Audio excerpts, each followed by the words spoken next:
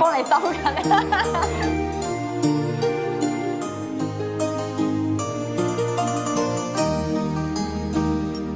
最多握手，一起散散步。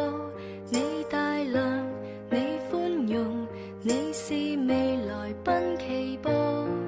無論是為什麼都好，首先最錯我的態度，懊悔昨日那麼嘈，然後再霎時之間想起我父母。我也不想記起，為當天襯衫似你，變心急妒忌。其實我都很小氣，對不起，只因常常在你附近，便拿着你出氣。原來朋友仔感情再天真，亦是我永遠也會愛惜的人。明日愛他人，也記住學會不要緊。原來朋友比戀人更高分，亦讓我開始懂得不記恨。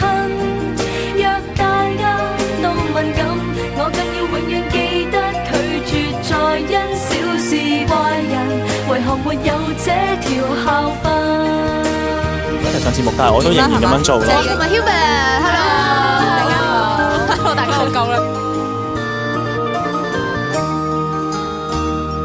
再次握手，只想你以後有眼淚放心流，冷淡令人很難受。無論日後路怎麼走，彼此老友角色似舊。在動氣關頭，回望在這場爭吵，想想也很醜。原來朋友仔感情再天真，亦是我永遠也會愛惜的人。